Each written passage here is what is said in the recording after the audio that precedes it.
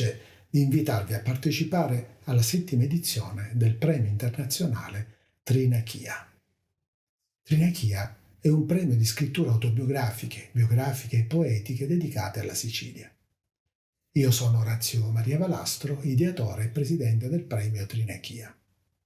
Il premio è realizzato dall'organizzazione di volontariato Le Stelle in Tasca, ente del terzo settore, e nasce nel 2012 nell'ambito del progetto di animazione sociale e culturale degli atelier dell'immaginario autobiografico. Trinachia si rivolge ad autori non professionisti ed esperti, italiani e stranieri, incoraggiandoli a fare l'esperienza della scrittura autobiografica e diaristica, biografica e poetica, stimolandone le identità narrative attraverso la memoria e l'immaginario della Sicilia.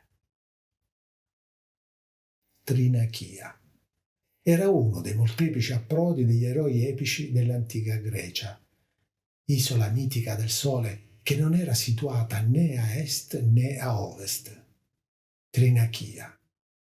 Oggi metafora emblematica che invita a raccontare storie di vita vissute in Sicilia.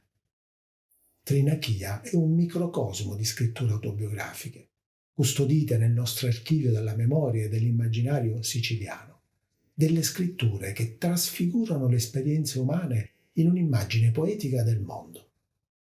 Gli autori, sollecitati dal premio, scrivono le loro memorie sul passato, sul presente e sull'avvenire, sul loro rapporto con se stessi e con il mondo. Trinachia è pertanto uno spazio estetico che va oltre i confini dell'isola e ci parla della condizione umana del nostro tempo, delle inquietudini e delle speranze delle donne e degli uomini della nostra contemporaneità. Le scritture autobiografiche di Trinachia non rappresentano soltanto delle testimonianze di un grande interesse culturale, storico e sociale.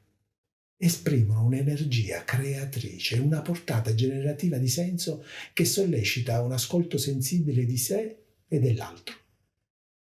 Il premio Trinachia ci aiuta quindi a ripensare un'insularità che va oltre la separazione tra l'isola e il continente, tra uno spazio fisico ed esistenziale rinchiuso su se stesso che limita e circoscrive la nostra visione del mondo.